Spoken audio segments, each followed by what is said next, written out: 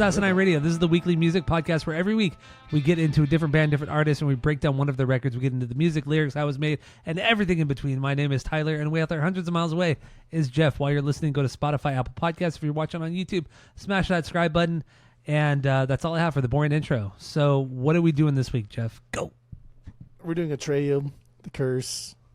That's it. Atreyu, The Curse. Their second record from 2004, 5. Fuck, I don't even remember right now.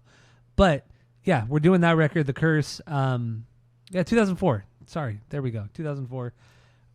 We're doing this record, classic metalcore record. Like I said, we're going to break it down, give our biggest bangers, give our stinkers if we got them on this record as well, and just kind of talk about the scene a little bit too, because we grew up in this scene. We literally went to the same high school as this band. We hung out with this band over the years. Various members of this band we've hung out with. Other bands have played at our high school back in the day as well. We have a very, I don't want to say close connection to the band, but we have certainly a connection to the band. To the scene in general, for sure. Yeah, in the scene in general, yeah. Growing up in Orange County, going to Esperanza High School, living in Yorba Linda, all of the above. So let's get into it. Let's give our origin story with Atreyu, and then we'll get into first impressions and then start breaking it down from there. So origin story, what do you got? Go. I mean, I don't have any real connection, because outside of like the big hits, like even Lip Gloss and The Curse, that was just like high school. I didn't like Atreyu in high school. I didn't like metalcore in high school. I still don't like a lot of metalcore. Like, a lot of this shit just sounds fucking dumb, dude. It's just not fun for me. Like, even like the Killswitch record with the heart in the cover, like that's meh. Like, I just don't care. It's the end of Heartache. The end of Heartache. Yeah, I there's a nostalgia chord with that one. It's just I don't care. Maybe I like Atreyu more just because you've liked Atreyu for so long, and you always play Atreyu. But then like Joe and Rudy liked Atreyu, so like everybody liked Atreyu, I guess.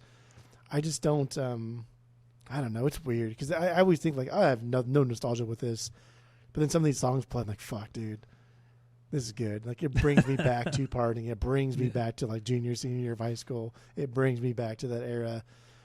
But I still don't like metalcore that much. It's a dumb genre. It's a dumb genre. That's fair. Overall. No, it's fair. I get it. Really is. I generally speaking, I don't really like metalcore outside of a handful of bands, and most of those bands come from the Orange County scene. So, Atreyu, Bleeding Through, 18 Visions, Death by Stereo, Adamantium. Just shit like a lot of the local stuff. But outside of that, I like a couple Killswitch records. I like a couple, metalcore records here and there. But overall, I think the scene sucks. Honestly, most of it fucking sucks. Converge is killer, but they were way before. They were like several years before this record. But proper modern metalcore, this is Atreyu. Honestly, Atreyu kind of started what became metalcore that we know of nowadays. Like, they were the starters of modern metalcore. They're also the starters of the shit metalcore season. That's true too. No, you're totally right. This record specifically is the start of shit metalcore. You're Even right. though this isn't agree. Shit metalcore. No. And with so origin story real quick. For me, it was the second EP, Facades on the Face of Your Porcelain Beauty, whatever that stupid EP is called. That was my origin story. Somebody played Someone Standing on My Chest, the version that's on that EP, and I was blown away. I was a freshman in high school, was like 2001, maybe late 2001, and I remember I was right next to the gym locker rooms, and somebody put a Burn CD I had a Burn CD from a friend.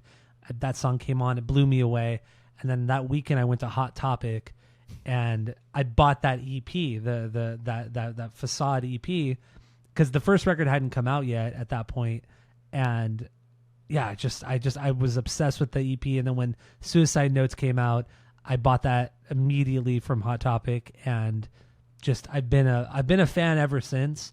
And I mean, I will say their last three records I just don't care for at all. I don't care at all.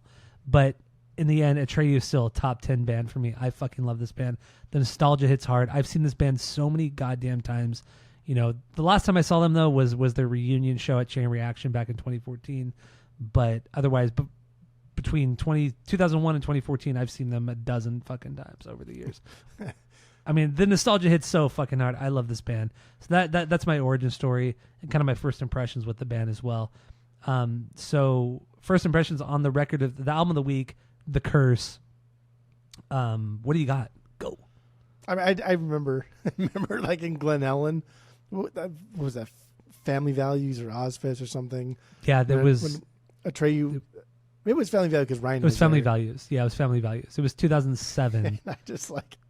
Yeah, it was I remember 2007. even then too because I just did not like metalcore, and I was like, "Oh, here's Atreyu. Watch the last song they're gonna fucking play is that stupid, shitty cover that everybody pretends to like because it's not a good cover. The Bon Jovi cover. The Bon Jovi song. It is not a good cover. It's stupid and sure as shit, man. Like nobody give a fuck about this band." And all of a sudden, the last song they play to end their set is the Bon Jovi cover. And I was like, dude, this scene sucks. Like, it's just so dumb. It's such a subset of another two different other subsets that are just nobody cares about. But anyway, it was 06. It was 06. Sorry, Family Values 06. The Curse. That was when you saw them. Yeah. The Chaos. This is Chaos. That's his Chaos. Yeah. What was the I don't know. This brought back a lot of memories. It was fun. It's a good record. It's something that like Renee likes a lot. She loves this record. And like I said, like Rudy and Joe, who were in our band, they like this record. I don't think Mike Grant ever give a shit about No, he didn't care. almost about like music in general. Like he never really talked about like music in general outside of like a few small bands, right? outside of really Blink. Like he never outside of like the Blink related bands, he never really talked about music. That's but I mean, God, dude, what an incredible drummer Mike but is. that's even more annoying though. Like a guy that doesn't even like care that much about music is that good at playing the drums. Like what a dick. I know. He was so good. What a prick. I know he's like the nicest guy we ever hung out with. I know. Literally probably the nicest guy we've ever outside of like Brian So. Like Brian So and Mike Grant are probably the nicest people we've ever hung out with. Yeah. Those guys had no business in our terrible friend group. But yeah, the curse was the thing that like this came out while we were in high school, and it was fucking huge. I remember just everybody just gushing over this shit and like, oh my god, you Bleeding Mascara, right side of the bed. These songs are so fucking good. And like I remember in high school, I'm like, oh dude, it's just fucking metalcore. It's gonna sound exactly like fucking the first record because I hated that first record in high school. I was like, this is stupid. Yeah, it's just noise. But then like honestly, like some of these songs, like the singles would come out and. You know, you hear them and people are playing them and stuff. You're like, oh, that's actually pretty fucking good. And that's why I think like this is the beginning of the shit version of like metalcore, because now it's not just like punk metal, but now we're like getting into the pop realm of writing songs. Even though I don't think this record is shit, this started the shit genre of metalcore. 100%. Yeah. Like metalcore died with this record. It became shit after this. After 2004. I mean, if you kind of think about it, I mean. Bleeding Through put out, honestly, their best record just prior to this. 18 Visions had already run their course with their best records, and they had gone, after this point, they had gone more into the more pop-oriented stuff. Killswitch Engage, too. They went softer at this point. I mean, a lot of the big metalcore bands, Avenged Sevenfold, I mean, they put out Sounding the Seventh Trumpet, and they put out Waking the Fallen in 2003, and then after that, they put out, what's the fucking record with Backcountry? Whatever the fucking record, I can't even think right now.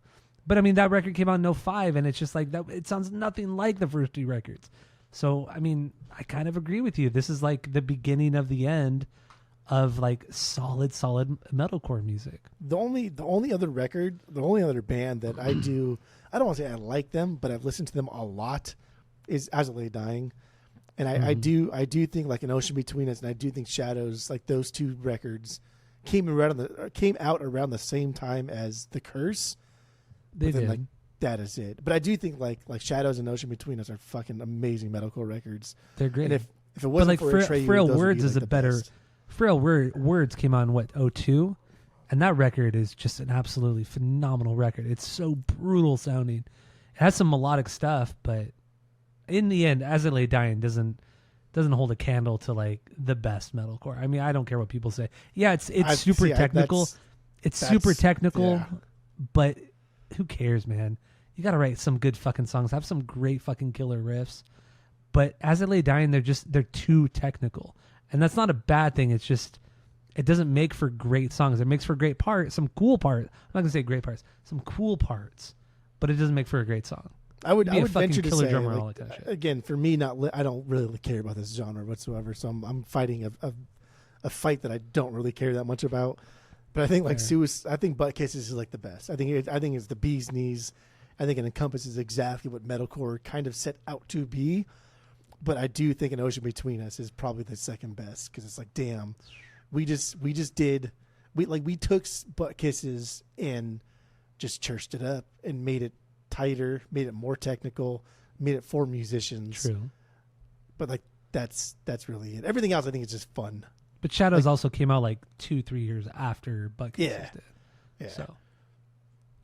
But anyway, we're not talking about As They Lay Down. We're not talking about Butt Kisses. We're talking about The Curse here today. The Curse. The Curse. This is honestly, this is like probably, it's not their most successful record. It's not their highest charting record, but it is the most iconic record for the band. You talk about Atreyu, everybody's going to talk about The Curse. I think this is the fan favorite, right? This is 100% the fan favorite. For sure. Yeah. I think this might be the only record they've ever played or done like an anniversary tour, done anniversary shows for. Actually I take it back.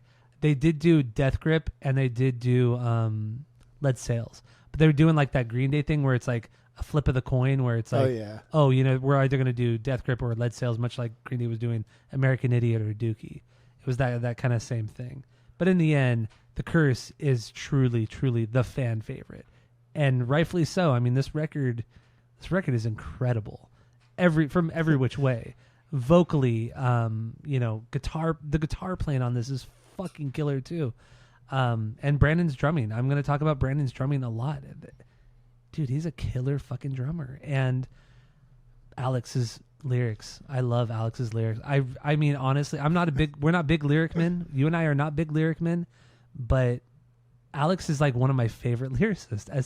As kind of maybe silly as it sounds, Alex and Dustin from Thrice, when we did The Artist in the Ambulance, those two records that we did, when we did Butt Kisses and when we did Artist in the Ambulance, those two records are the only records we've ever done that actually kind of blew me away with the actual fucking lyrics. Because I just, especially Dustin from Thrice. Yeah. But the way Alex... Yeah.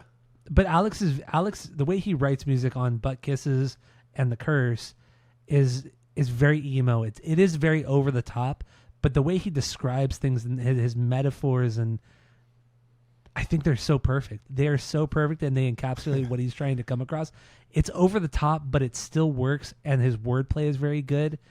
I love his fucking lyrics on this record and Butt Kisses. I don't give a fuck. I love his lyrics. I fucking love it. And the guy was 22 when they put this record out. He was 22. We're 38 right now. These lyrics are a timestamp. Like, that's what they are. They're not bad. They're not like great. They're not revolutionary. They're not super complex.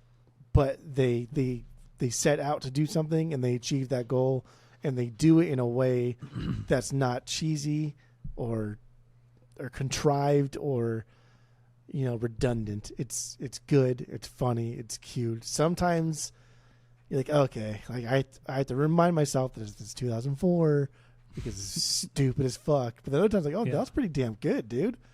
Wow. But overall, like, these are pretty damn good lyrics because he does kind of, I mean, the whole like loose concept of like the vampire thing and like him using the vampirism as like a metaphor to his relationships.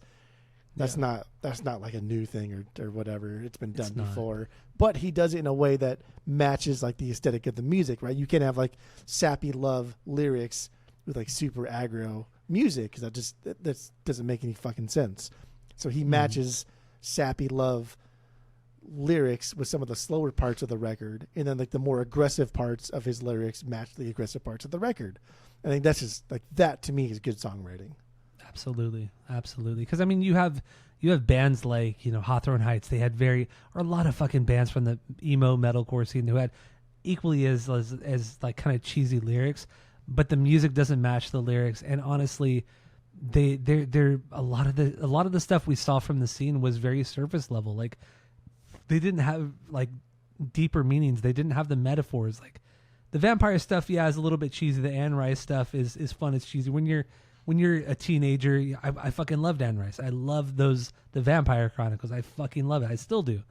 But it's very of, being a teenager and shit like that, being younger, and he did it fucking well. Like the way he, the way he connected everything to his own anxieties, paranoia, relationships, things like that. I thought it was fantastic and way better than almost every other band was doing at the time. Even like a band like My Chemical Romance, like Gerard Way. We did My Chemical Romance a couple of years ago, and we did the Black Parade, and it's just like his lyrics were fine, but they were just as emo, but not nearly as deep and just they were creative. They were dumb. They just weren't as creative, and they didn't feel as emotional, and it wasn't as effective as, say, what Alex does on the first two Atreyu records. So I don't know. And Black Parade came out like a year after this record, so it's not like there's a huge gap between the two albums. So anyway, the Curse. That's Curse. This is Curse. We haven't done like a proper breakdown of an album, so you always forget, like, oh, do you have any stinkers? What are your bangers? I know. And I think I do, but then I'm also really excited about this because I do like this band so much, and I like this record so much, so I'm just excited to be here. That's fine too. That's fine too. I'm excited. It is. So Like, I guess just going off the rails even more. Like, it is really interesting because like we both were in the same scene, dude. Like like I went to a lot of hardcore shows or a lot of metalcore shows that you wanted to go to that I didn't want to fucking go to. I didn't want to go to. I didn't know the bands, didn't care about the bands, but still went. And it's interesting to see like two people in the same fucking scene, and one person like likes it a lot, and one person like is kind of indifferent. Yeah. But both still like kind of come around and agree that like, yeah, this is a genre defining moment here.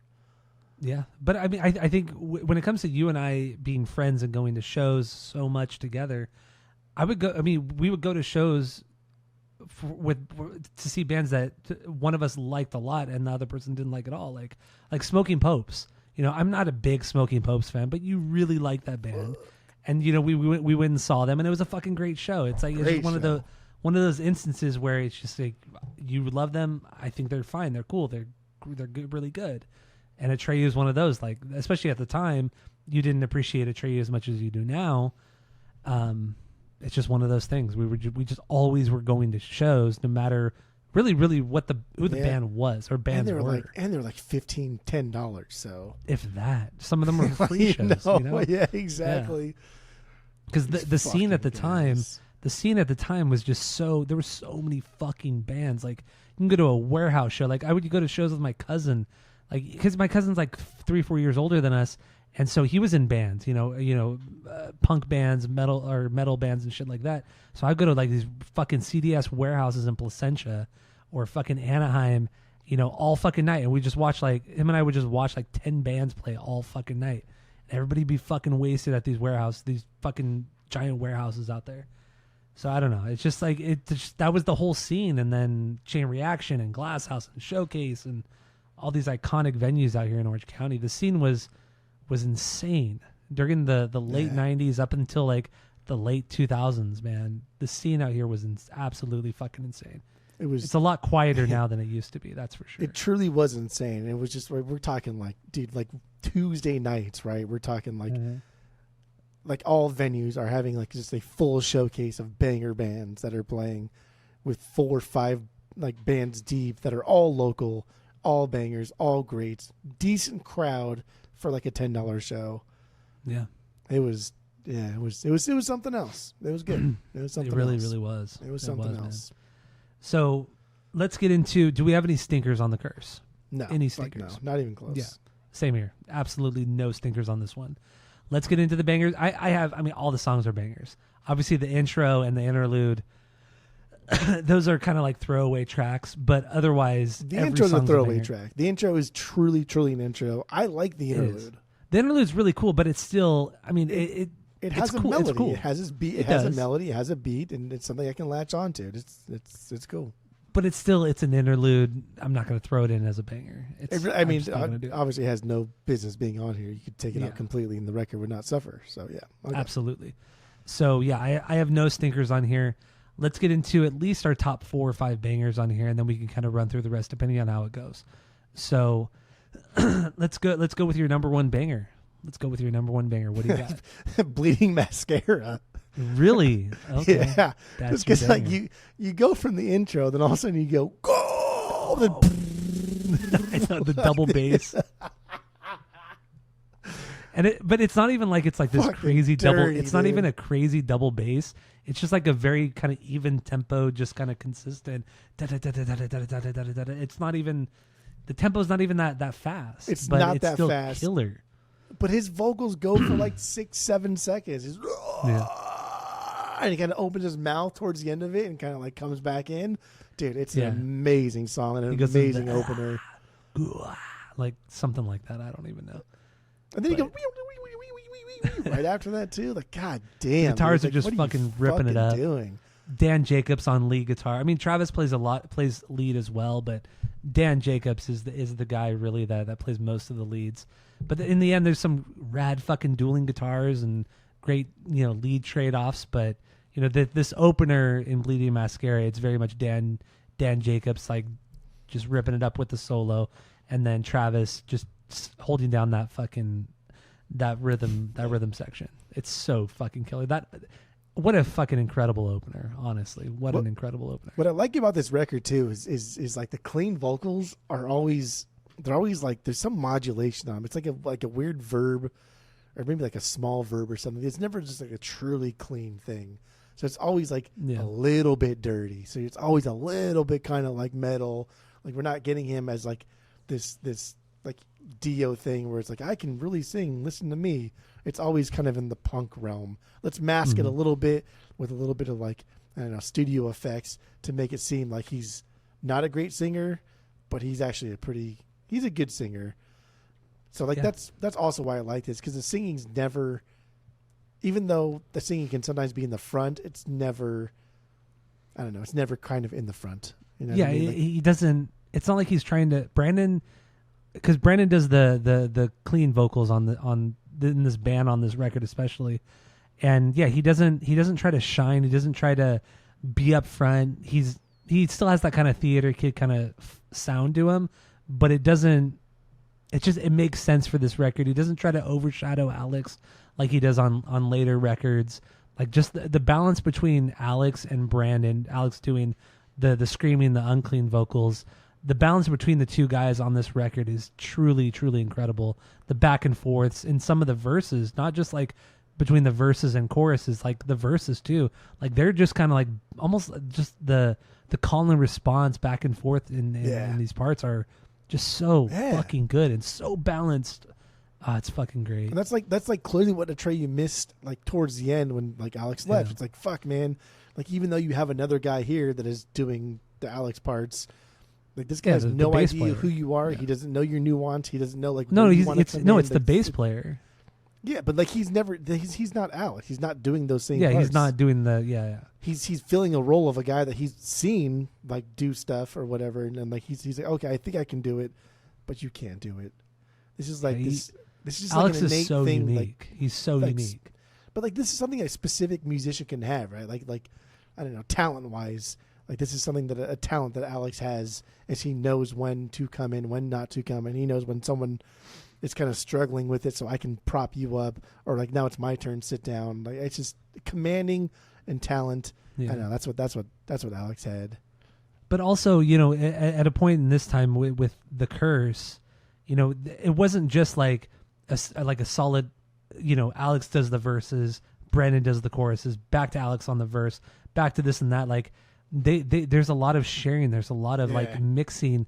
But with it, I mean, obviously Brandon has he's the predominant role in the choruses, and then in the verses, Alex is the predominant role. But there's still a lot of nuance. There's a lot of just like little accents that they throw at each other. And then we hear it on later Atreyu records where Mark comes in and he does his own screaming on top of the other two guys. But Mark wasn't on this record. He didn't play on this record. He joined the band just after they recorded this record, and joined on the tour. But he's been in the band ever since. But in the end, Mark's not on this record. No, and again, like the Alex and Brandon kind of dynamic is that is Atreyu. Yeah, like 100%. That's Atreyu. I totally agree. And that's not being disrespectful toward Mark or Porter, whatever you want to fucking call him, Mark or Porter. his screaming is fine. I don't think it's anything to write home about, but his screaming is more of an accent to what Alex is already doing as a lead vocalist, as a lead screamer. I don't think he really holds a light to really any hardcore screamer at all. Nah. But yeah, I don't know. I'll just say that. But we're not really. Why does it even matter? He's not even on this record, so who cares? What B is Bleeding Mascara for you? 4. It's my 4B. That's wild. That's fine. Okay. I mean, you could be wrong. I think I have 5 Bs. How many Bs? I think I have 5. You only Bs. have 5 Bs. Come on, dude. 1, 2, 3, 4. No, 6 Bs. You gotta have more Bs than this. There's only fucking 11 songs. You gotta have more Bs. But anyway, but I mean, typical with this band, especially of this time. It's the faster, heavier verses, halftime choruses with Brandon on vocals. It's very metalcore, very of its time, very of this band. Not a bad thing. It's just how these songs are really, really structured. You know, the best part of the song is what? It's not 4 minutes long. It's like 2.5 minutes true. long. It is like 2.5 minutes long. Yeah, like, dude, we just don't. And that again, metal in general, and like metalcore, too much. Just way too much fucking music. Like songs do not need to be 5 minutes long. Every song just doesn't need to do that. I agree. I totally agree. Lyrically with Bleeding Mascara, it's about a beautiful woman who's just a terrible person. Just leaves a trail of broken hearts behind her. But, you can't help but be infatuated with her. And, Alex is, I mean, based off of his lyrics, he's just he's an emotional dude. He's an emotional dude. He's kind of a sweetheart. You even watch him like in interviews. Like he's kind of a shy, kind of like awkward, kind of dorky dude. He's an emo kid, dude. He's an emo kid, but it's just like, and you see it in his lyrics. You hear it in his lyrics. I fucking love it, but I love his lyrics too. I think they're fucking fantastic. I love them. Like what is? I mean, this is very like vampire driven, but he says, "It's more than words and more than feelings. Sucking me dry is my marrow that sweet.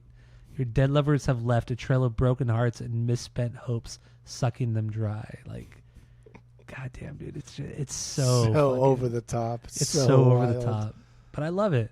I think it's a great song. This is why it's my 1B. I think like the aggressive tone and nature of the chorus is like a perfect fit, and it shows like how deep that emotional cut was. Because I think that over the course of the record, we'll see him just be very emotional and then just be very emotionally disturbed and depraved and cut and hurt and sad. Yeah. But I think Bleeding Mascara is like perfect because it's not like the title Bleeding Mascara, right? You think about the other person, but it's him. Mm-hmm. Like it's him. It's his follies. It's him going through the ringer and getting fucked over. Yeah, absolutely. And what an opener! I mean, in the end, I mean, you get the intro that's like a minute long. That's crazy, dude. The go part like doesn't get you going. I know. Like, come on. No, I fucking love it. And I mean, honestly, this is like the opener for their sets for years and years and years. Like a lot of times when I've seen them, this is the opener is Bleeding Mascara, because I mean, you can't come out with a better opener than this fucking song. It comes out so heavy, so fast, aggressive. Man, dude, it just really sets the tone for the whole show. It's one of those songs that like if they play it as an opener, like I guess we're getting fucked up. Let's go. I know. Like we're okay. We're just like getting thrown in the deep end to like learn how to swim. That's his fucking song. Dude, and I mean, at the time it was this band too, because I mean, so I saw this band one of the times I saw them, and I know I've talked about this on the pod, so I'll be short with it, but one of the times I saw them was one of the first times I actually ever hung out with Tammy. Well, not one of the first times, but it was very, very early on with her and I dating.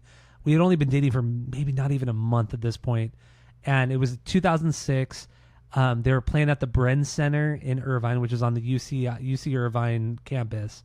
They're playing at the Bren Center, and I didn't even go with Tammy. I went with friends of the pod, Rudy and Joe, because they love Atreyu too. So the three of us drove out to Irvine, which is even far, but we drove out to Irvine from Buena Park, and then we met up with Tammy and Justin. That was the first time I ever met Justin, friend of the pod. Justin was that an Atreyu show. That's wild. Yeah, the first time I ever met him, and he was kind of like weird. He's like, "Who is this? Who are these random guys that are Like, because he had been friends with Tammy for a few years at that point. Especially because like Justin is the opposite of fucking Rudy and Joe. Yeah, at that complete time. fucking up. Yeah, 100%. So I'm this knucklehead showing up, and with Joe and Rudy, you know, these two guys that are like 2-3 years younger than me. BB guns on the fucking freeway and stuff. We literally did that on the way to the Atreyu show. But these guys are also like 2 years younger than me. Like these guys are like straight out of high school. Maybe I think Joe was still in. Actually, they were still in high school. They were seniors in high school. Yeah, they were probably seniors. They were seniors in high school. Yeah, and you know, showing up with this guy and to Tammy, and then so we meet him there, and then from first to last, or no, every time I die, no, from first to last opened, and it was when Sonny was still in the band. So Skrillex was in the band still. So it was from first to last played. It was fucking crazy. Every time I die played, it was even fucking crazier. Fucking crazier when they played, and then Atreyu came on, and fucking dog, get out of here, dude. Atreyu came on, and it was absolutely insane. And I know I've talked about it before, but dude, people were literally launching people in the crowd. Like people would go up to crowd surf, but then people were like you get like 5 people behind somebody, and they would throw them like they were just like a shot put, just throwing them into the air into the crowd, and people were just. I mean, I'm not exaggerating. I've been to 1,000 shows over the years. OG crowd kills, dude. That's and I've never experienced a crowd this crazy. I've been to crazy fucking shows, but this was the craziest. And the amount of people flying around, security was out of their fucking minds. They didn't know where to go. They didn't know who was crowd surfing. They didn't know who was like flying through the air. Too, like these fucking folk. It was an absolutely crazy fucking show, and it was during this era. It was before Death Grip came out. It was just before Death Grip came out, and dude, like, every time I die, like they made a point to like make sure show. every fucking show was absolutely bonkers. Like Keith has always been just a fucking wild man. So, and this was 2006. This is 2006. Every time I die, these are guys that are in their like early 20s, 21 years old. I mean, dude, the bands, the crowds were fucking insane. So, yeah. Anyway. I don't know. I went off on that tangent. That was good. That's fun. Is it it's okay. The tooth. That was the incident. I thought I lost my teeth. Yeah. So somebody launched somebody. Joe was standing in front of me. Joe's shorter than me, and somebody got launched through the air. They landed on top of Joe. The back of Joe's head went right into my mouth, and he hit me so hard that I couldn't feel my teeth. I couldn't feel my mouth at all. I could not feel my mouth at all. And I was like, with my tongue, I was touching my front teeth, and I'm like, oh my God, they're not there. Because I was numb. I couldn't feel them because I bit my tongue too, and I couldn't feel anything. And I thought I lost all my teeth. So I'm like, I have my fingers, I'm touching my mouth, like, like doing like all this shit. And I could feel it with my hands, but I couldn't feel it with my mouth. So I was like freaking out at the same time. It was, I don't know. I was so scared. I thought I lost all my front teeth. See, it's not fun. So scared. Until someone gets hurt, and then it's a ruckin' riot. Then it's fun, and that's exactly what just happened. That was like one of the scariest. I mean, I've had a lot of scary moments, but that was like a top tier scary moment. Like me losing my teeth, even though I didn't lose my teeth, but the fear of me losing my teeth was terrifying. That's like my only real phobia is teeth. I don't like teeth stuff. Like you don't want to lose your teeth, or you just want to like see someone lose their teeth. I don't want to lose teeth. I don't want to watch people lose teeth. I don't want to see people chew ice. I don't want to see people like open things with their teeth. That's like the only thing. I could watch people kill each other. Just people with teeth. I can't do teeth, man. That's the only thing that actually like makes me feel uncomfortable. I've watched some gnarly shit, but fucking teeth shit, that's the only thing that makes me squirm.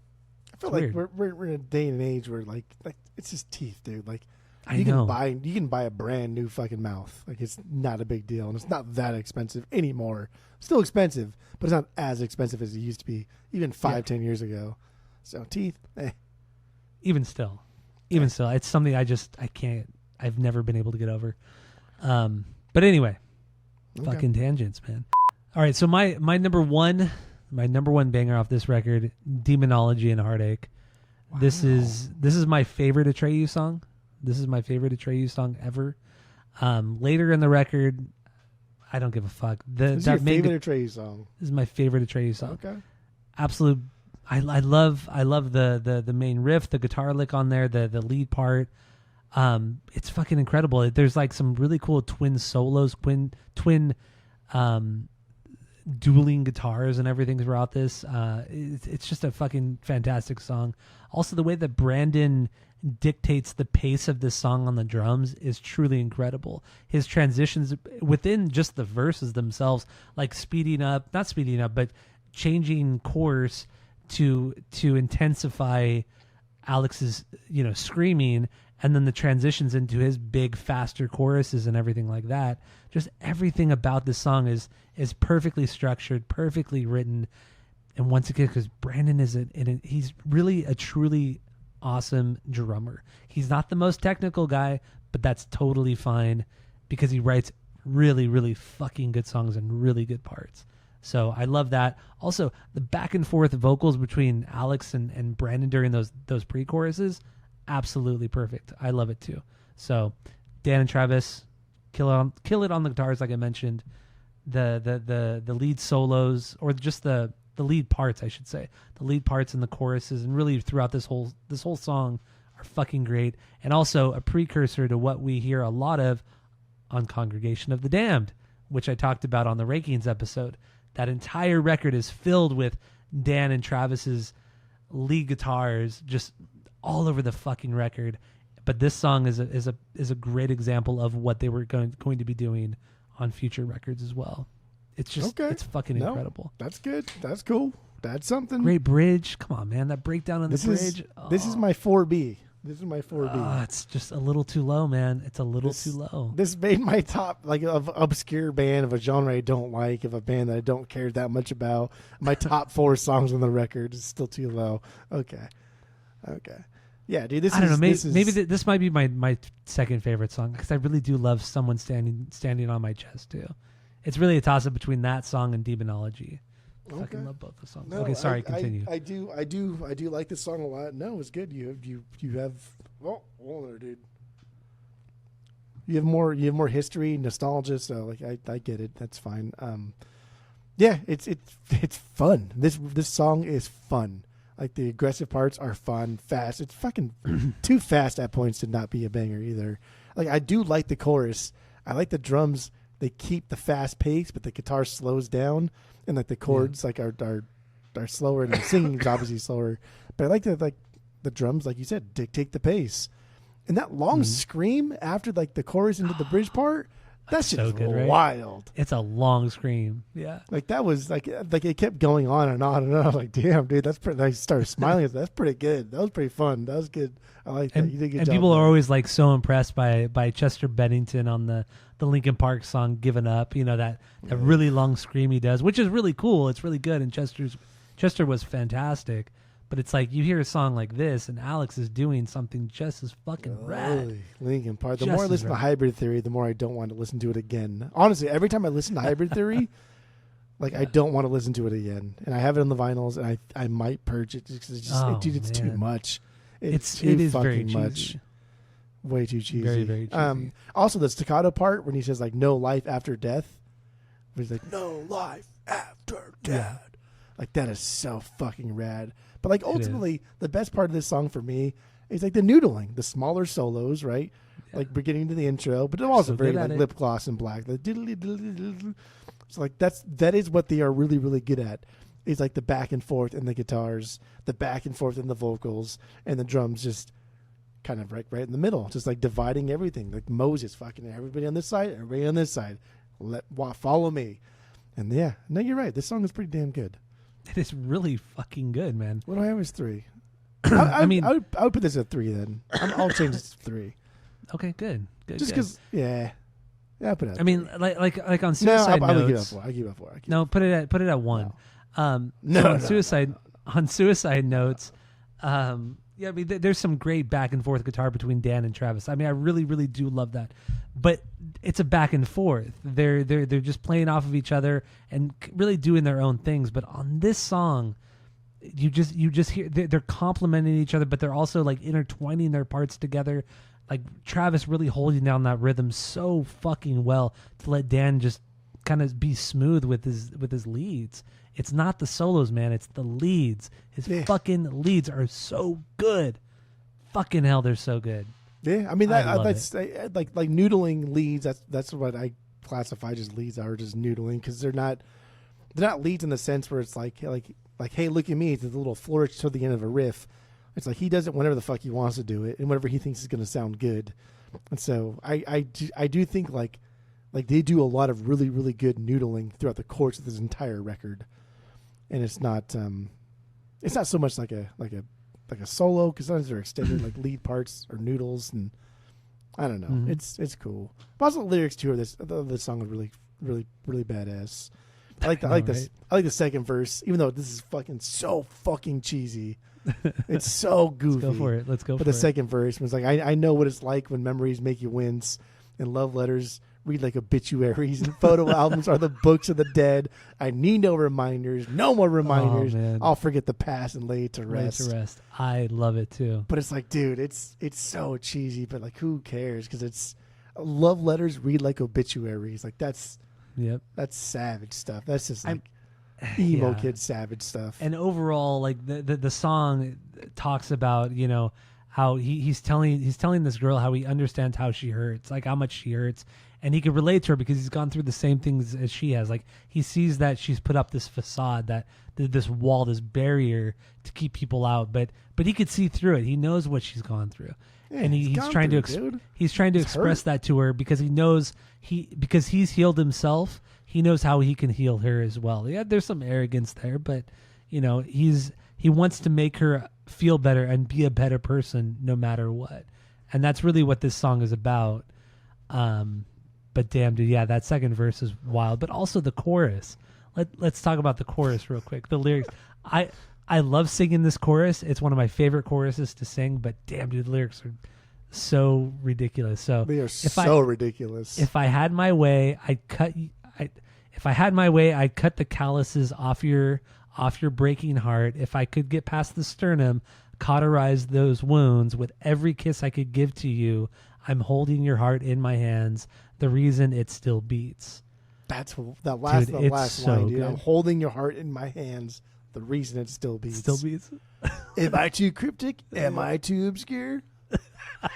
This guy's wild, dude. This guy's just writing, just fucking like taking like every page out of like the emo kid handbook possible. Yeah. And the way that Brandon sings that chorus too, if I had my way, like the way the melody is just so good, and the way he cuts off certain parts like in the line to emphasize another part of the line or the lyrics is fucking fantastic. I love it. I mean, as far as I know too, Alex writes all of the lyrics on this record. So whatever Brandon is singing, at least to the best of my knowledge, whatever Brandon's singing, Alex wrote.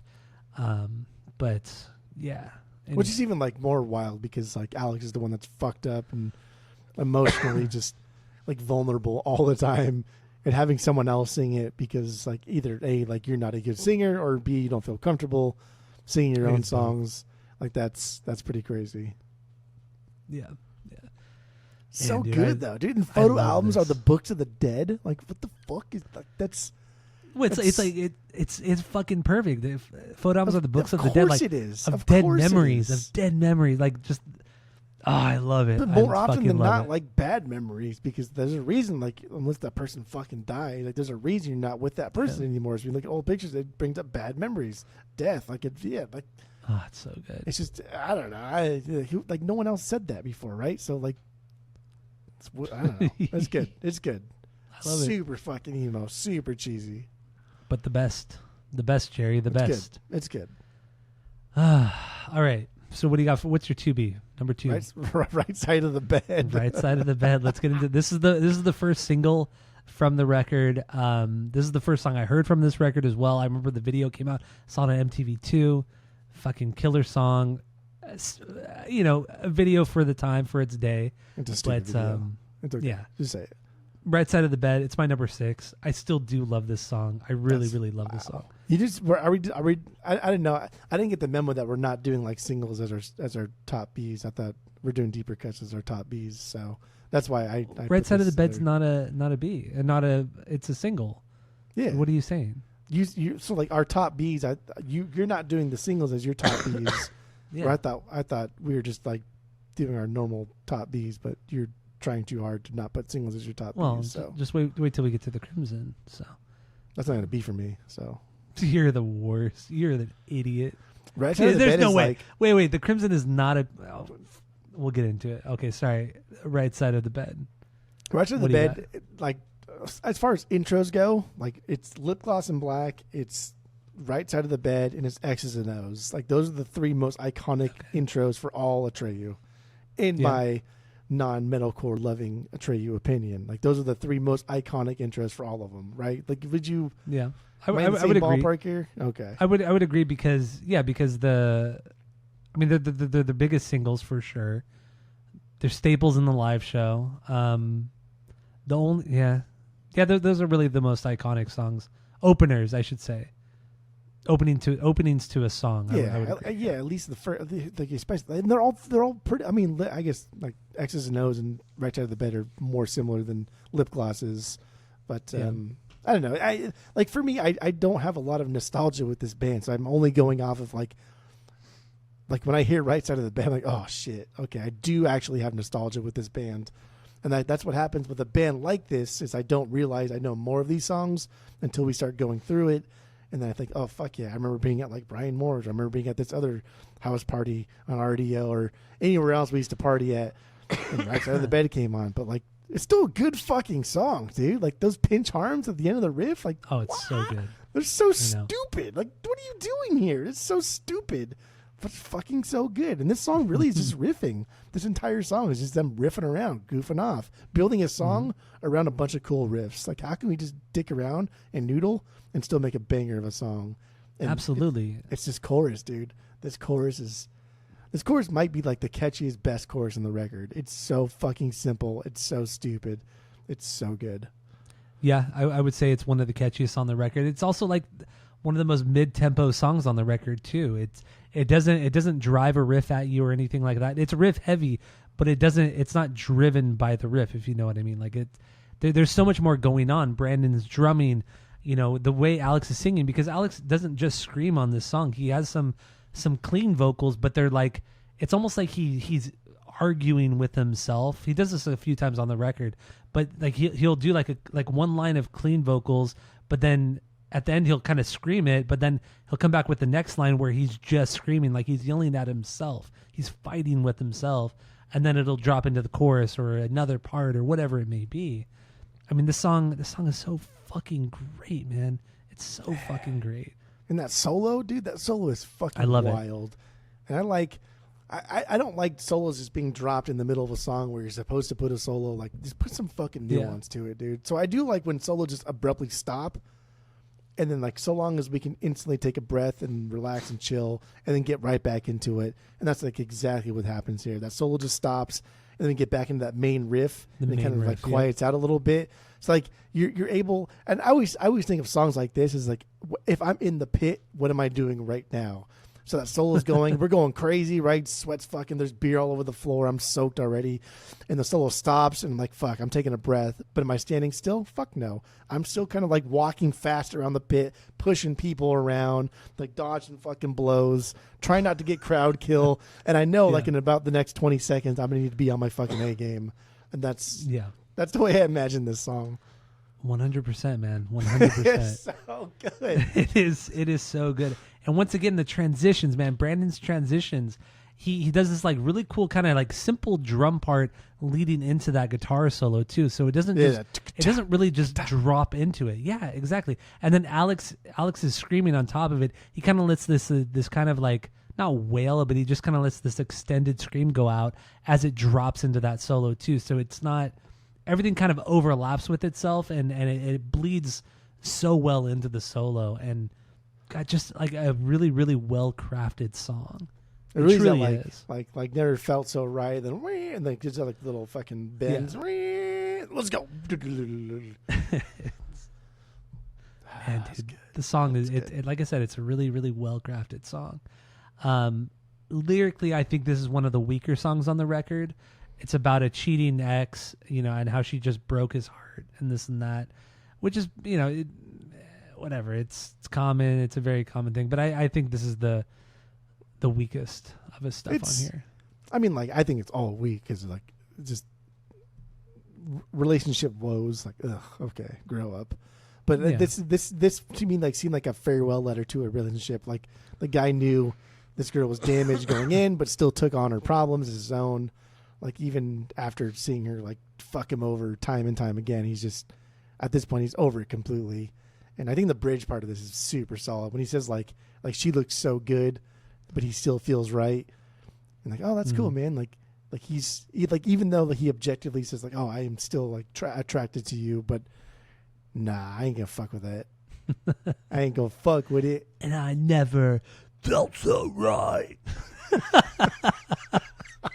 She never looked so good.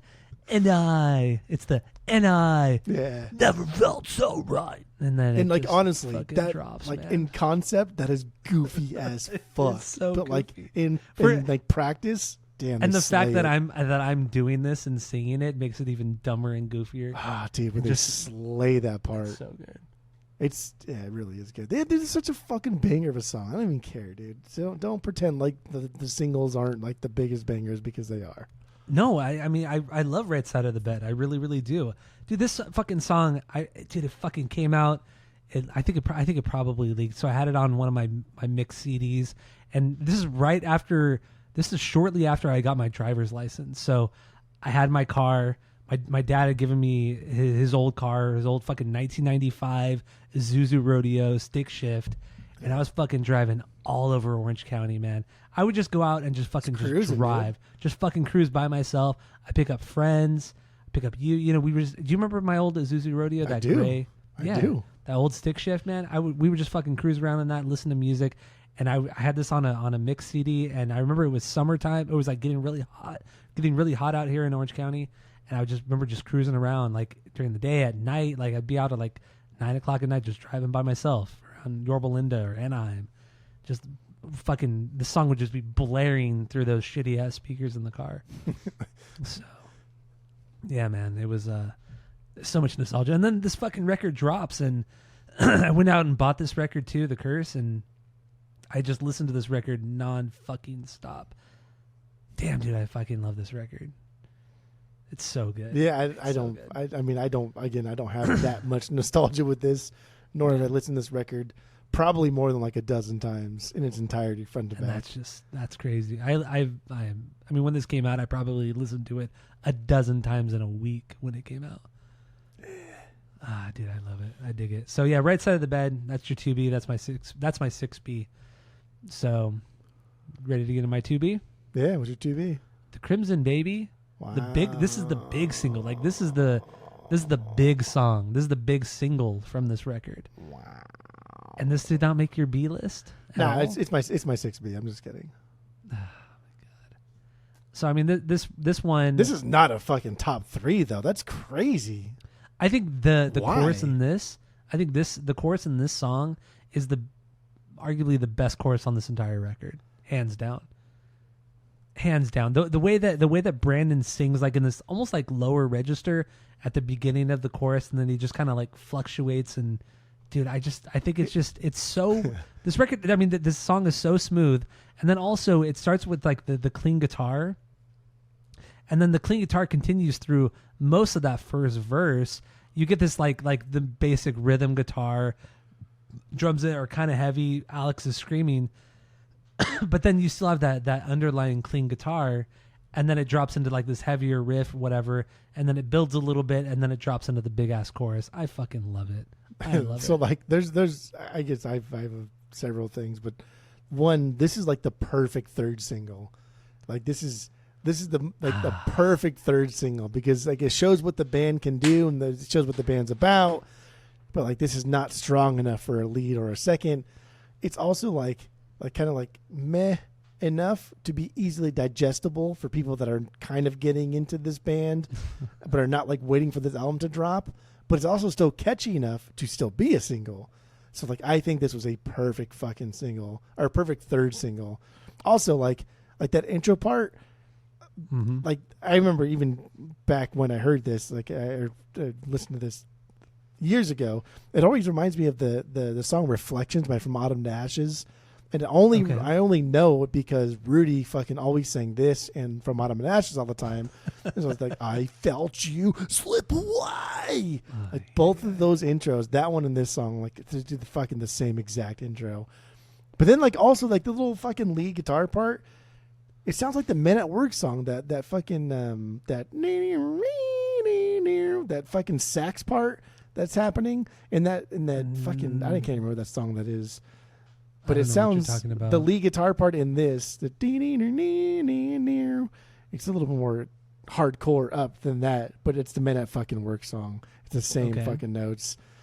Otherwise, this is a great song, dude. It's super solid. This is my 6B.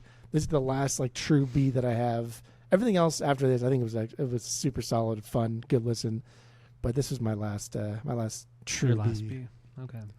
But I think through and through, like if we were to argue over anything, I think that we would argue over that this should be the third single. No, it does not deserve to be. No, that's silly boy this talk. Is the lead single. This is not showcase what Atreyu was about. But see, this is like also this is the big fan favorite from the record. Like you talk to anybody who likes this band, who likes this record, they're gonna tell you they're gonna say Crimson is the biggest song on this record, because it's the third single, and that's what we do with third singles. The lead single is going to be too poppy and too popular, and we can't like a lead single. But I still want to like their big one, so let's pick the third single. That's what a third single does, dude. I get it. I still think you're wrong. I think you're wrong there. But lyrically, it's very Anne Rice based. Vampire Chronicles, Interview with the Vampire, Vampire Lestat, things like that. Queen of the Damned. It's the story of a vampire who's constantly devastated each time he has to go out and kill, which is Interview with the Vampire. That's what that is. Grow up, Brad Pitt. In the movie, but anyway, yeah. So that's really what it is. But I think that's just the story that the song tells. But really, the underlying meaning is just him having to tell somebody who he really cares about his darkest secrets and possibly addictions and things like that. Because at the time, Alex was dealing with a lot of addictions, especially with alcohol. He's come out, even at the time, he was after this record during the Lead Sales era, and even on Death Grip, he was talking about how he was a heavy drinker. And then after he quit drinking, he lost a shit ton of weight, got into like jujitsu, got into all that kind of stuff. Muay Thai and all that kind of stuff. And but yeah, no, he was super into drinking and pill popping and all that. Who knows what else, to be honest. But I think that's what a lot of the lyrics on the first three Atreyu records are about, are his addiction too. So that's what I think this is about. Just being honest with somebody he really cares about and being very careful about what he says to them and confides in them. So yeah, I mean, like this is like that metaphor of vampirism. To like, this is not like, how did I get to this point in my life, right? Like, why am I here? Like, who I don't recognize this person that is looking back at me. How the fuck did this happen? And that kind of like reflection is often done by like anybody, really, not just alcoholics or drug addicts, but like anybody in a relationship or in life or at a job. Like, how the fuck did I get here? Like, who are you, dude? When did you sell out, man? Yeah, it's a good third single. It's a good third single, though. It's a great song. So what's your 3B, third banger? Let's Nevada's Grace. Nevada's Grace is my third banger. Oh my god. Okay, that's my crazy? 10B. That's my 10B. There's a very specific reason why I like this, and it's this sounds like a day to remember, dude. Like, this sounds exactly like a day to remember. I don't think it sounds. I mean, you're a bigger Day to Remember fan than I am, but even still, I've listened to all their stuff. I mean, this is certainly better than almost everything a Day to Remember have done. That's okay. Let's not be crazy here. I'm not being crazy. All I was saying was that this sounds like a Day to Remember. I wasn't trying to be facetious or anything, but don't forget, like, Day to Remember came out after this too. So yeah, and like, they did they liked a lot. Atreyu a lot. They loved Atreyu. and like they took a lot from Atreyu. But yeah, this is a Day to Remember song through and through. Even though it's before, Okay. but whatever. That's why I like it a lot. Very fast, like full guitar chords, right? Like very much like Billy Joel Armstrong's. What's the Billy Joel Osment, full guitar chords. You're fucking with all the names today. All the names, dude. Very fast, full guitar chords, right? That sound modulated and minor, so it adds a little bit of depth. And like the riffing in the verses are just so damn good. And I love that tone. A little synthy sounding, but I love that tone. And like the loud bell hits throughout, dude. It's like ding, ding, ding, ding. Yeah. Fucking being annoying, but not too annoying, but making sure that I know you're there. And let's drive the song forward. Love it. Also, what I like what Brandon does, he does do the bell hits, but he also likes to do them on the offbeat as well to kind of like really kind of throw you off. I love the offbeat bell hits. I think it's a great touch to this song and to other songs as well. And comparing it to a Day to Remember song or anything that they've ever done, I mean, this song is just incredibly heavier than anything A Day to Remember could ever hope to be. I mean, this song hits fucking hard. I mean, the cool little drum intro, okay. the cool little drum intro immediately drops into the chorus with Brandon, which, you know, Brandon's stuff is usually happier, poppier and all that, and that's fine. But then you drop into that verse, the double bass, not quick tempo, but just the double bass, the offbeat bell hits, fucking incredible. But then the second part of the verse hits, and it's just like it just completely picks up energy. It doesn't pick up tempo, just picks up energy with the way that Brandon is playing the drums. Just like his beat change is not the tempo, but the beat change dictates the energy of the song and the flow of the song, and that's what's so fucking good about it. And then you get the bridge. Like, what the fuck is this? Yeah. It's quieter. It's like the only part of the entire record where like, oh wow, you guys do have a bass player. That's cool. I know. And now you get to hear him play stuff. And again, like this is very Day to Remember, and they clearly took a lot from this record because they have a lot of songs where they go into a bridge like this and it's slowed down. But usually Jeremy's kind of singing a little bit. And like I really thought like, God damn, dude, like Day to Remember really did take a lot from these guys. And I mean, like I've known that they like Atreyu a lot, so that's not a big secret or anything. But yeah, I don't know. I because this sounds a lot like Day to Remember, and I see A Day to Remember being birthed from this song. That's why I like this song a lot. Okay, that's fair. And you know, we haven't really talked about, you know, who played bass on this record.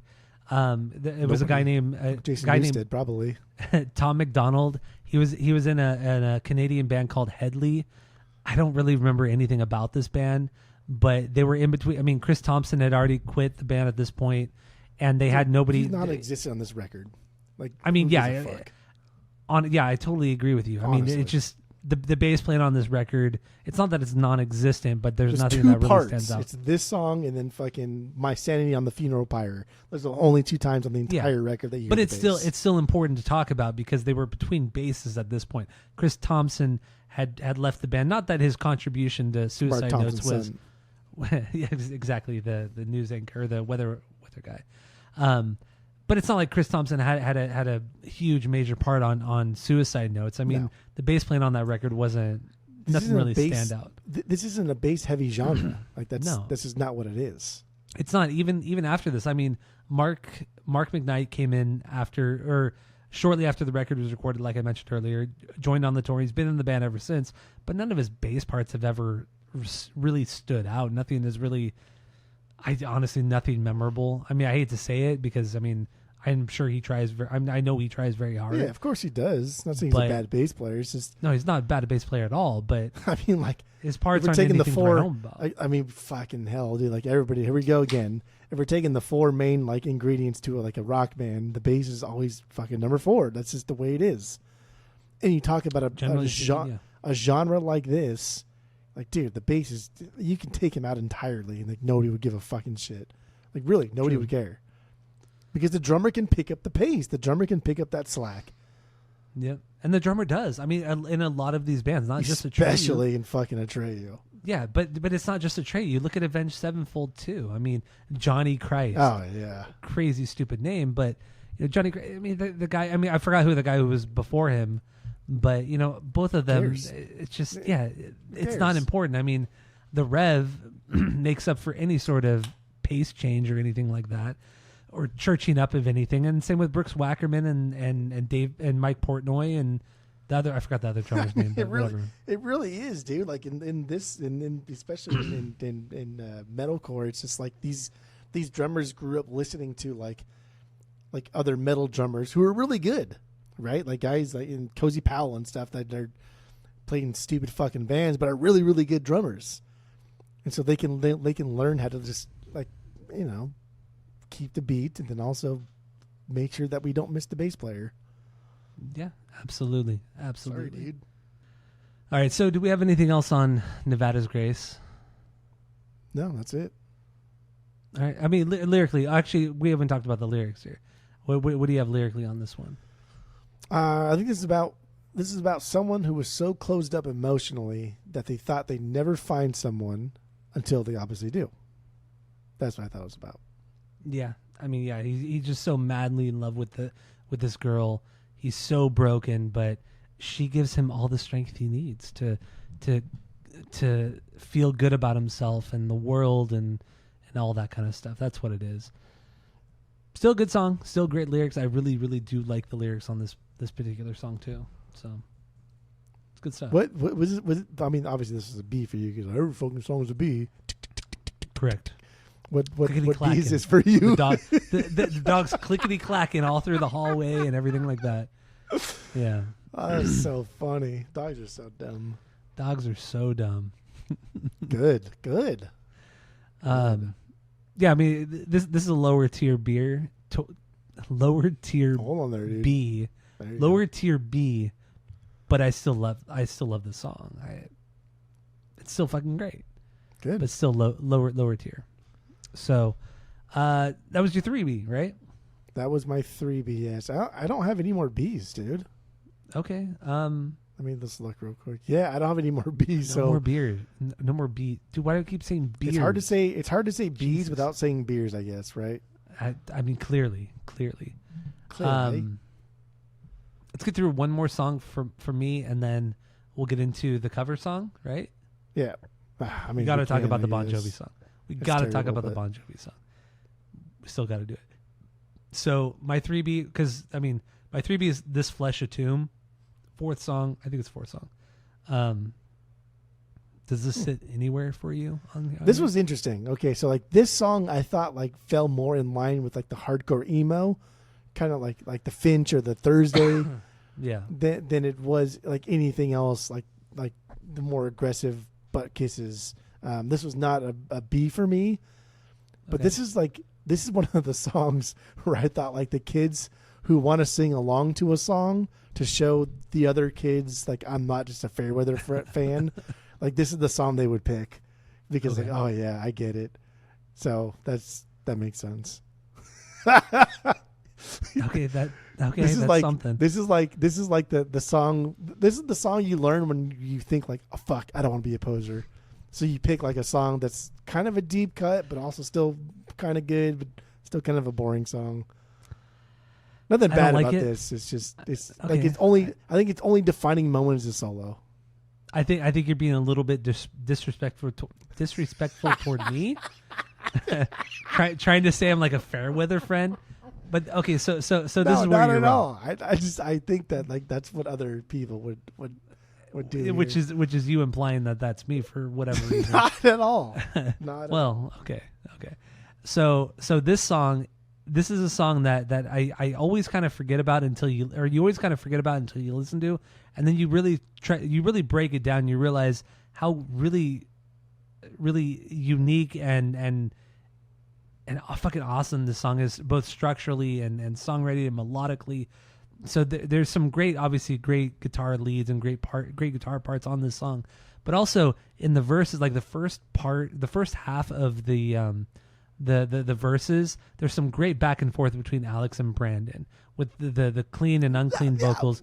Some great shit here, and then it drops into like some heavier stuff with just Alex, screaming, and then it drops into that big fucking chorus, which is so catchy and arguably one of the catchier choruses on this entire record, which nobody really talks about. Also, Brandon's drumming on here, there's some really, really sick pop punk drum fills on here. You know, very much like Jimmy World's in the Middle. You know, that drum fill I love to do. Yes, but without the ka at the end, just the so many of those pop punk drum fills are littered all over this fucking song. It's fucking killer. Also, that bridge, how can you not love that bridge? It's goofy. It's a little bit over the top with the lead guitar solo, just the tapping and everything like that. They're both doing the tapping at the same time, but it's not on the higher string. It's on a little bit of the lower strings. There's some good, incredible. There's some good growls too. Like there's some good shit on here, man. No, it's good. It's a good song. I have nothing against the song. I just it's not a big for me. I think it's just one of those songs when you forget about it until you hear it and you realize, oh my God, this song is actually really, really fucking good. Ay. Anyway, incredible fucking song. Incredible song. Incredible record. So, I mean, there were 5 songs or 4 songs we haven't really talked about, but it's okay. We don't have to really get into them. We can run through. We wrote notes for them. We can run through them. We did. Yeah, we did. So, I mean, okay, we can run through them. This Flesh Tomb we talked about. Yeah. You Eclipsed by Me. Heavier, one of the heavier songs on the record for sure. I thought this song specifically, like the drums carried this song. I thought the drums dictated the gate, the drums dictated the pacing, and everybody followed that. And I love when we get like that double bass and a long scream. Like that's good shit right there. It's really, it's killer. But I mean, in the end, this is like, if I'm going to put a filler song on the record, it would be this one. This is a lower tier banger for me because it has a catchy halftime chorus, but it's heavy, but it just doesn't click the same way the other songs do. So I don't know. And lyrically, this is the only song to me that doesn't really fit the whole.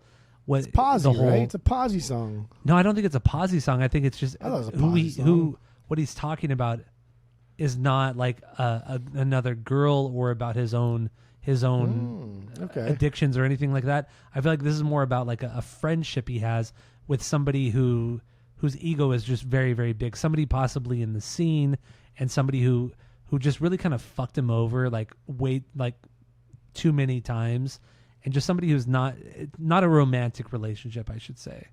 Just somebody like a friend. I thought like he got fucked over hard by someone and he's making this like conscious decision to like grow from it and be better from it no matter how hard it is for him. Like, I'm going to be a better person from this. That's how I saw this one. I think I agree with you on that. But that's like the chorus. Like the chorus is this uplifting thing. Like I'm gonna rise above your ego. I'm gonna rise above. Yeah. But the bridge too. Like, I will not be broken, though I am the one that bleeds. But that's just end, good though. I'm making fun of it. Good, I fucking love that bridge. It's such a great. Yeah, it's so fucking. It's so heavy. But in the end, it's about like a friend who really just kind of stabbed you in the back. You thought you were friends for years, but then you realize like, wow, they're actually kind of a shitty fucking person, and they've only just been bringing me down my whole life, or our whole friendship, our whole relationship, and that's what it's about. But then like overcoming that and then being a better person. So yeah, it has its positive aspects to it, especially in the choruses. But overall, it's about just hanging out with a shitty friend. So then we have the Remembrance Ballad. This is literally a ballad. This is their first big ballad. This is their first ballad actually they've ever done. Obviously slower, some great leads, some great guitar stuff on here, but this is my least favorite song.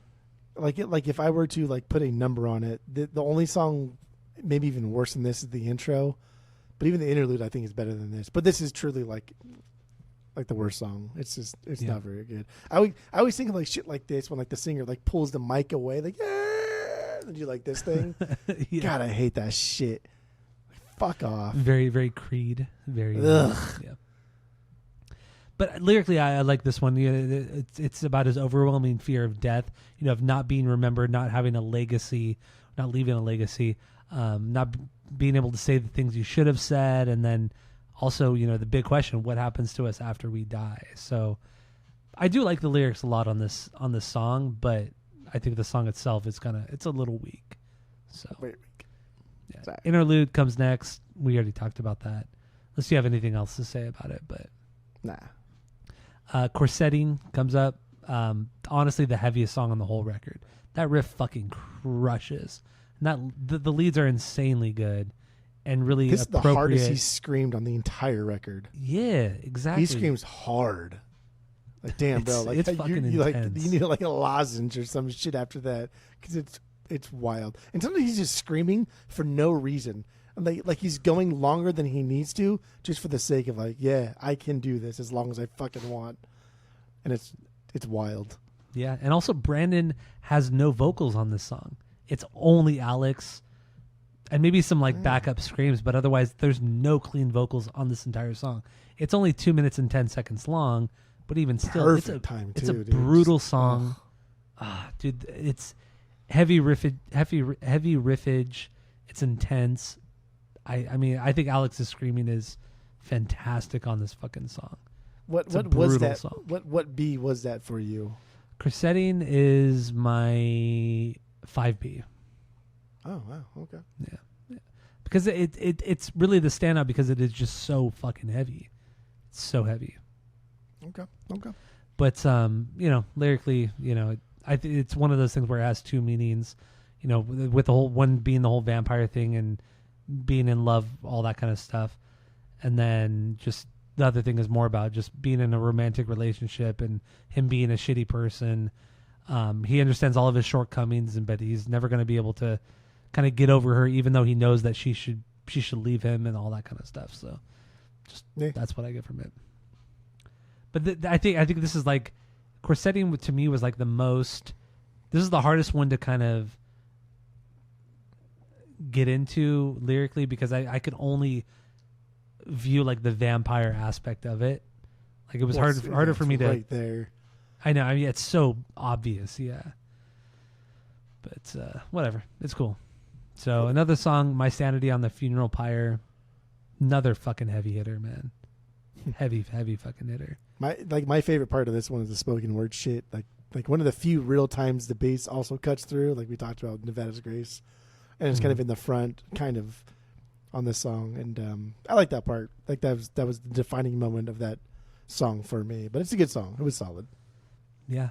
Also another song where Alex, it sounds like he's fighting with himself with his vocals.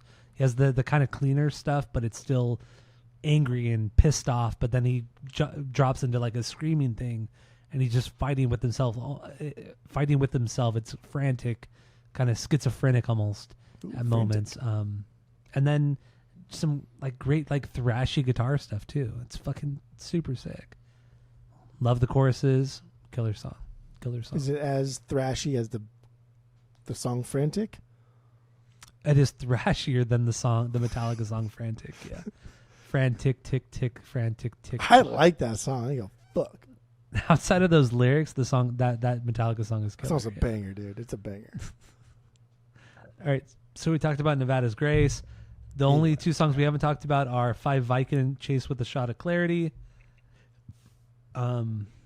I don't know. I love the intro. I don't know why you want to talk about the fucking Bon Jovi thing so much. It's not good.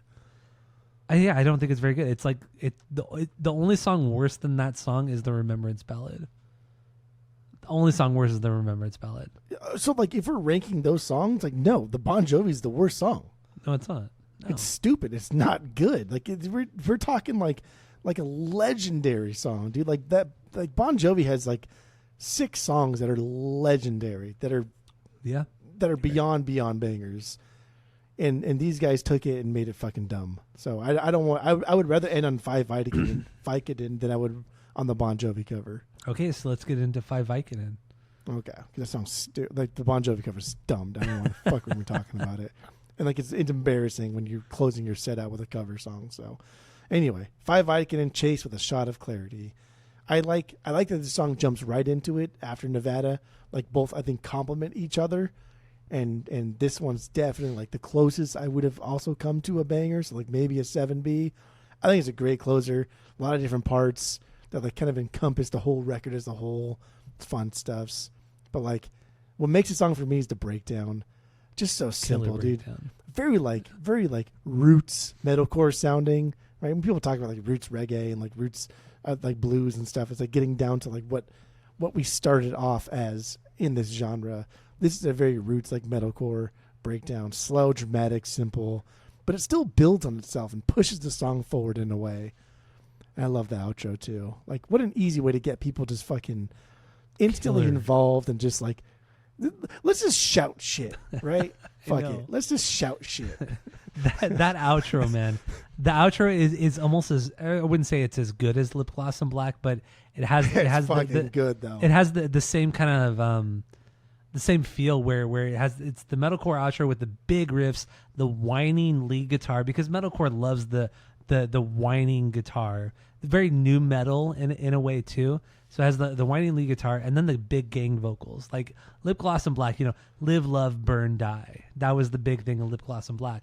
And this one, I forgot what they're saying right now, but it's this in the same life. vein. This is struggle. This is love. This is war. And then it has the pinch harmonics that super cheesy. So good. Super cheesy, but fucking great. I love it. That's hardcore, dude. That's Bane to a fucking T, right? Like every fucking Bane song always had that get blood, get everything. It's so dumb. And then lyrically, it's about his depression, being an addict, with alcohol, possibly pills, things like that. And then really just him kind of saying like it's not as glamorous as you're kind of led to believe by all the rock stars. That, it's just you use these substances to escape your depressive thoughts and anxiety, but it just ends up making it worse. But then you get addicted because at first it feels fucking great, but then you just get into a deeper hole and it's awful. And then eventually, like in the song, like it's like suicidal in the song. Yeah, it's pretty wild.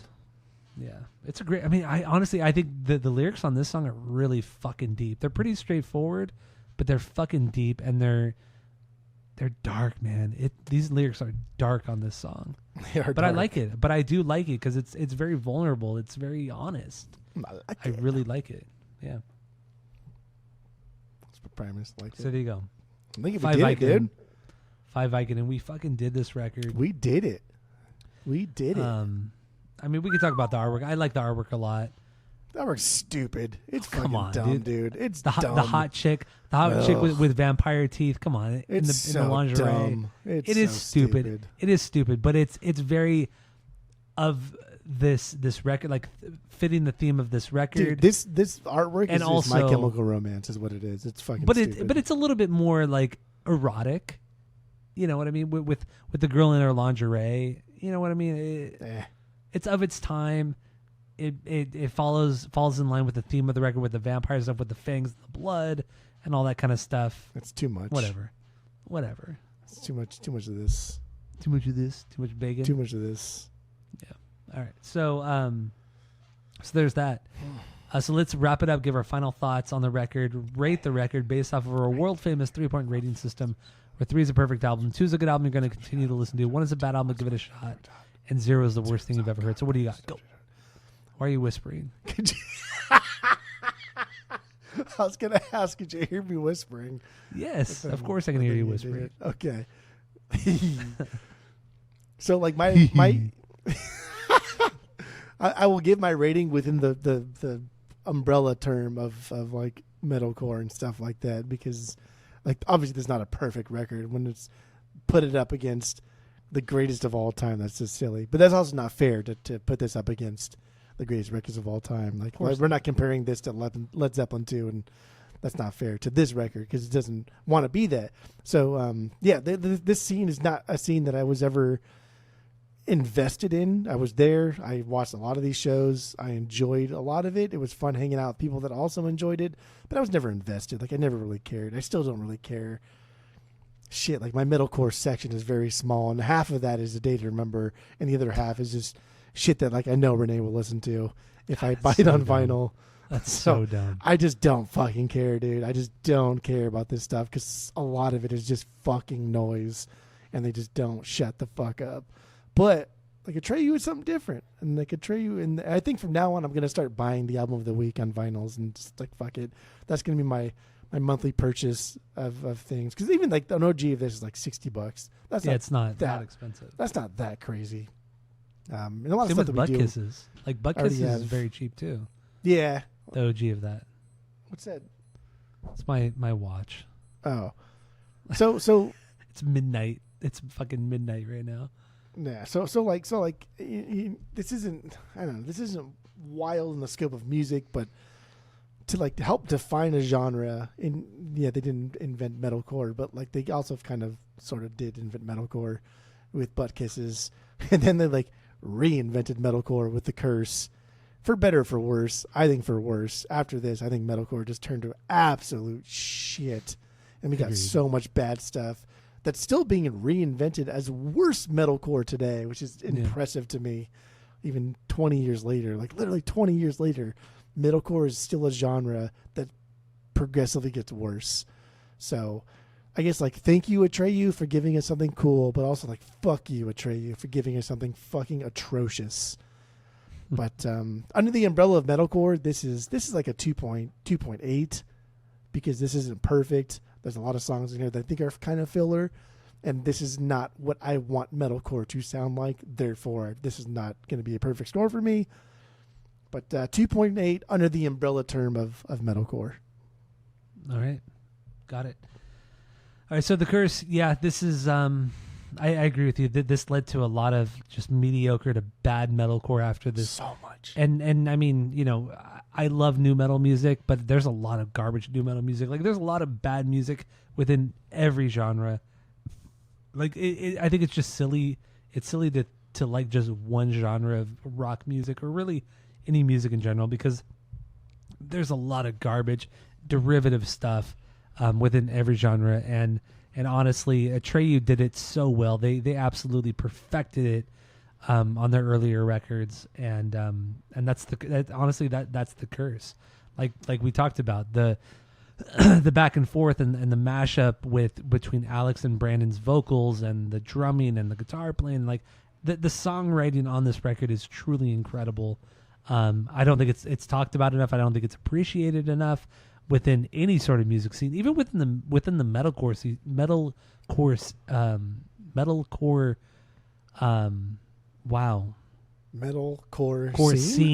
Yes, metalcore scene. Core scene? Because honestly, when people talk about metalcore, they talk about Bring Me the Horizon, they talk about Ronnie Radke and Pierce the Veil, and they talk about Kill Switch, and they talk about fucking all these other bands, but nobody talks about Atreyu enough. Nah, it's too old.